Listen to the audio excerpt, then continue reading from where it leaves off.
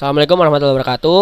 Kami dari kelompok 5 bisnis pengantar yang beranggotakan Julina Zahra Junta, Muhammad Farel Halim, Muhammad Zainul Faris, Maharani Ariela, Nabila Lintang, Nadila F. Amanda, Dewa Maheswara, dan saya sendiri Dodik Pratama akan mempresentasikan hasil diskusi kami yang berjudul Tekstil Dihantam Corona. Seberapa kuat Sritek dapat bertahan? Yang pertama adalah problem. PT Sri Rezeki Isman Tbk atau Sritek adalah salah satu perusahaan tekstil terbesar di Asia yang ikut terdampak akibat pandemi COVID-19. Hal ini dibuktikan dari pendapatan bersih PT Sritek pada kuartal 1 2020 hanya sebesar 28,22 juta US dollar atau setara 423 miliar rupiah. Hal ini dikarenakan penurunan ekspor yang terjadi di Eropa disebabkan oleh kebijakan lockdown yang diterapkan negara tersebut. Produksi sendiri menyediakan economic value yang berupa profit, barang, dan juga customer value. Customer value sendiri memiliki 3 jenis utilitas, yaitu yang pertama ada form utility, yang kedua ada time utility, dan yang ketiga ada place utility. Selanjutnya, manajemen operasional itu merupakan suatu arahan dan kontrol dari berbagai aktivitas yang merubah sumber daya menjadi produk jadi, di mana produk tersebut memiliki value bagi konsumen. Oleh karena itu, manajer operasional bertanggung jawab untuk memastikan agar proses operasional berjalan dengan baik dan menghasilkan produk yang memenuhi kebutuhan dan keinginan customer. Selanjutnya, ada perbedaan operasional antara manufaktur barang dan jasa, di mana keduanya sama-sama mentransformasi input atau raw materials menjadi suatu produk akhir. Namun bedanya di barang, inputnya berupa barang dan outputnya berupa benda, namun di jasa itu inputnya adalah orang yang kebutuhannya belum terpenuhi dan ditransformasi menjadi outputnya adalah konsumen yang kebutuhannya terpenuhi. Selanjutnya, ada aspek-aspek mengapa operasional jasa lebih rumit daripada operasional barang. Yang pertama, ada interaksi dengan konsumen. Kedua, jasa dapat dikategorikan sebagai intangible karena produk jasa itu tidak terlihat. Maka, customer melakukan penilaiannya melalui intangible value seperti kenyamanan, kepuasan. Kemudian, unstorable itu maksudnya karena jasa itu tidak dibuat dan tidak disimpan dari jauh-jauh hari, sehingga dikategorikan sebagai unstorable. Kemudian, kehadiran konsumen dalam proses operasional dan terakhir adalah kualitas jasa. Lalu, proses operasional untuk produksi barang dibagi menjadi 2, yaitu make to order dan make to stock. Contoh dari make to order sendiri adalah custom kebaya, dan untuk PT Sritek sendiri menjadi salah satu contoh dari make to stock. Selanjutnya untuk produksi jasa itu ada low contact system, yang dimana konsumen tidak membuat kontak dengan penyedia jasa, seperti contohnya adalah kurir barang, ya, dan yang kedua adalah high contact system, di mana konsumen ikut berproses dari titik awal produksi jasa hingga titik akhir. Contoh dari ini adalah salon, di mana kita datang dari awal hingga akhir. Sekarang saya akan menjelaskan tentang business strategy as the driver of operation. Jadi, setiap perusahaan memiliki strategi yang berbeda-beda dalam menjalankan produksi dan bisnisnya. Walaupun barang yang diproduksi sama, tapi setiap perusahaan memiliki tujuan dan target market yang berbeda-beda. Oleh karena itu, tidak ada standar yang mengatur strategi produksi setiap perusahaan. Fokus yang dilakukan pun berbeda-beda oleh setiap perusahaan. Ada yang berfokus pada kualitas, ada yang berfokus pada harga yang murah, ada juga yang berfokus pada inovasi.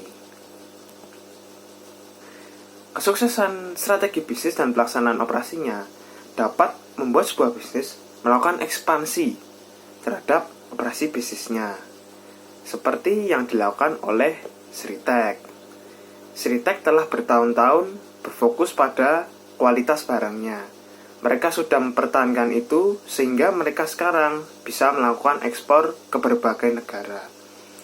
Karena mereka sudah memiliki kualitas produk yang bagus, sekarang mereka bisa melakukan diversifikasi produk atau melakukan inovasi terhadap produk mereka. Sehingga di masa pandemi ini, mereka tetap bisa bertahan walaupun pendapatannya tetap sedikit menurun. Di masa pandemi Sritek ini, mereka lebih mengupayakan bisnis secara online dan melakukan diversifikasi pasar, sehingga ketika ada pasar yang lesu, mereka bisa mencari pasar yang baru, yang potensial untuk menambah revenue bisnis. Mereka juga lebih mengutamakan produk medikal, seperti APD, masker, yang diekspor di berbagai negara. Selanjutnya yaitu operation planning. Operation planning mengantisipasi jumlah pabrik atau fasilitas pelayanan dan jumlah tenaga kerja, peralatan, transportasi, dan penyimpanan yang dibutuhkan untuk memenuhi permintaan barang yang telah ada ataupun barang baru di masa yang akan datang. Operation planning terbagi dalam 5 kategori. Yang pertama yaitu capacity planning. Capacity atau kapasitas di sini adalah jumlah produk yang dapat diproduksi oleh suatu perusahaan. Dalam case ini, untuk menyesuaikan dengan kondisi pandemi, capacity planning yang dapat dilakukan oleh Sritex yaitu mengurangi jumlah produksi dari biasanya. Yang kedua ada location planning. Perencanaan lokasi mempertimbangkan faktor-faktor kedekatan dengan sumber daya input karena lokasi dapat memengaruhi production cost dan juga flexibility. Selanjutnya yaitu ada layout planning. Layout adalah pengaturan peletakan pusat pelayanan, permesinan, peralatan, dan perlengkapan yang menentukan efisiensi perusahaan untuk merespons permintaan konsumen. Untuk location planning dan juga layout planning ini sendiri menurut kami tidak begitu berpengaruh terhadap case yang sedang dibahas.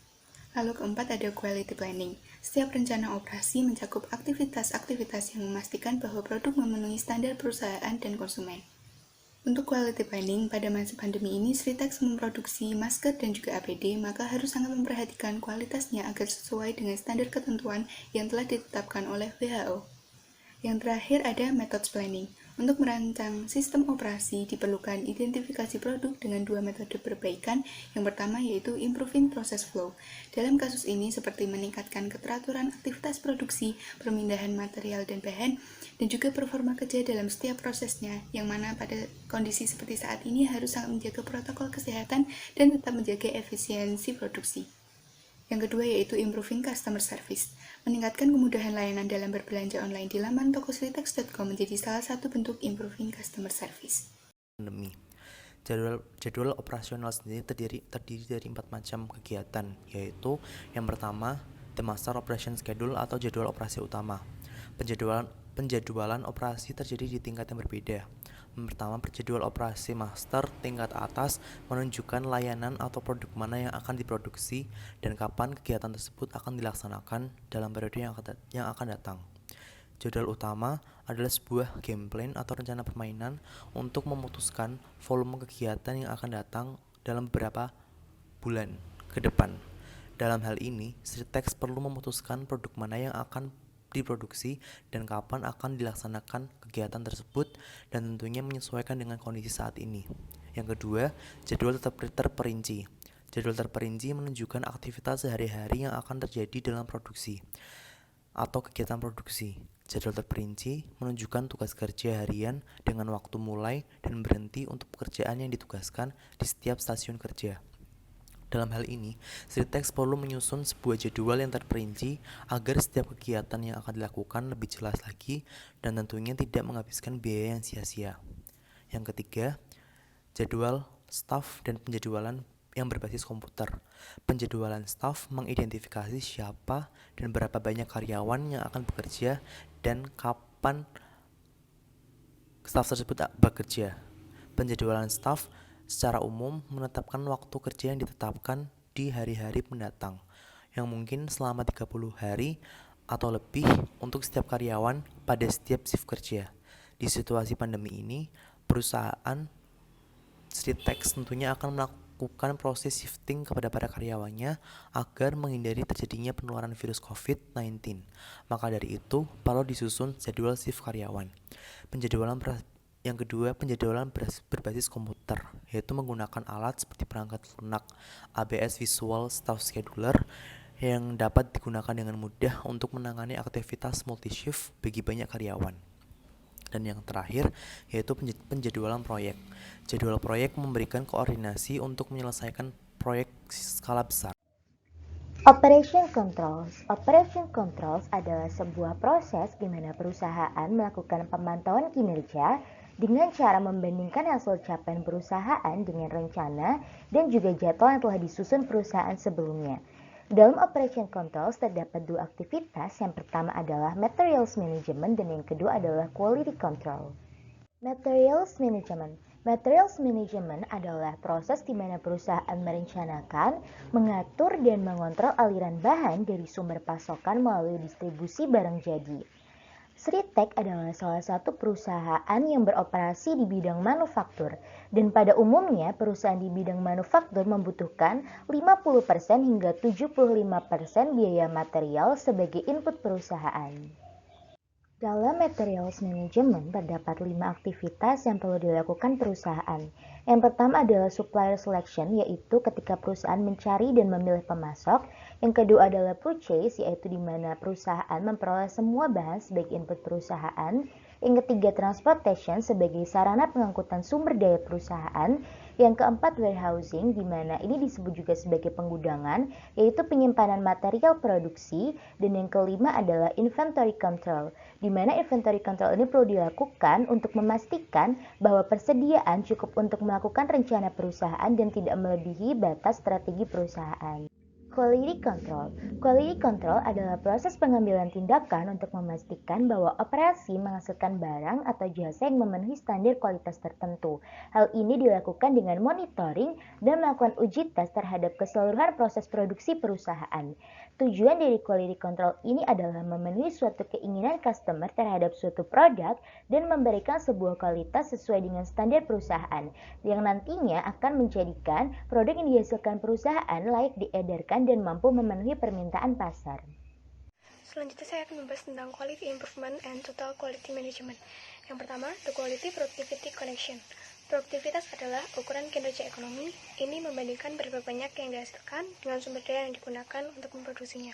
Di sini ada rumus labor productivity of a country. Persamaan ini menggambarkan gagasan umum produktivitas. Ketika sumber daya digunakan lebih efisien, kuantitas output tentu lebih besar. Yang kedua ada managing for quality. Total Quality Management atau TQM mencakup semua kegiatan yang diperlukan untuk mendapatkan barang dan jasa berkualitas tinggi ke pasar. TQM dimulai dengan kepemimpinan dan keinginan untuk terus meningkatkan proses dan produk. Ini harus mempertimbangkan semua aspek bisnis termasuk pelanggan, pemasok, dan karyawan. The cost of poor quality.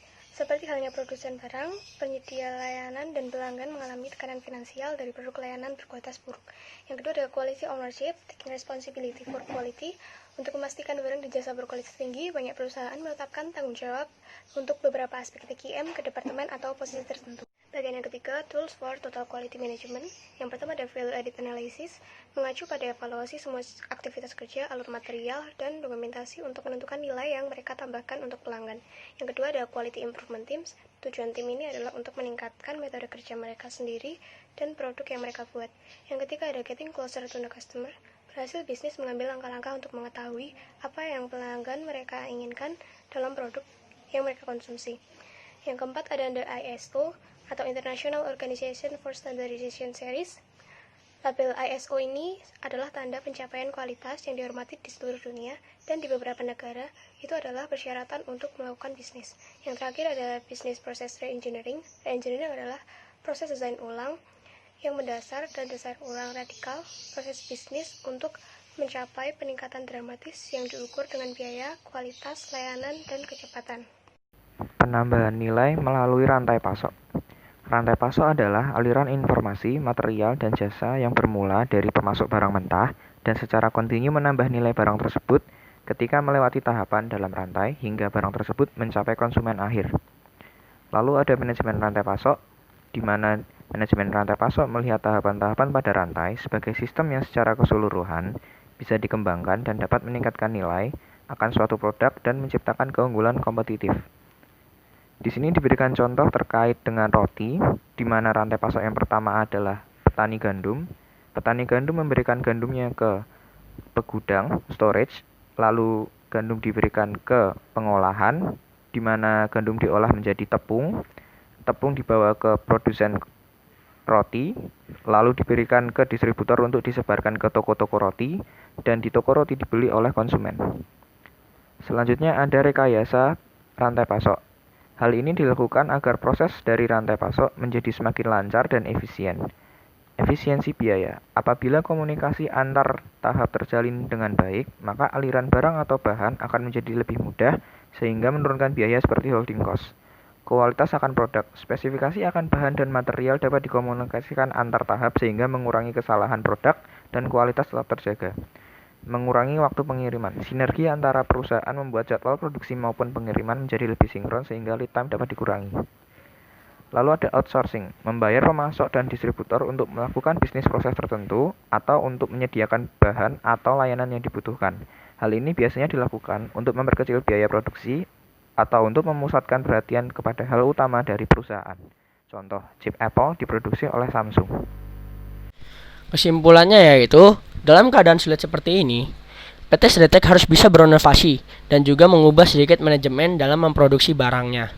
Hal ini diperlukan untuk menyesuaikan keadaan saat ini, di mana Indonesia memberlakukan PSBB sehingga berpengaruh pada proses produksi dan ketersediaan bahan baku. Hal ini agar PT Sritek dapat bertahan di situasi seperti saat ini dan juga tidak mengalami kebangkrutan seperti perusahaan-perusahaan lainnya.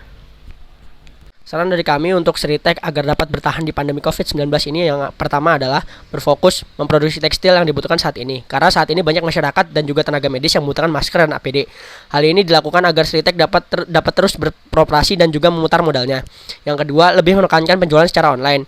Hal ini dilakukan agar Sritek dapat menjual langsung produknya kepada konsumen sehingga dapat mempercepat laju penjualan.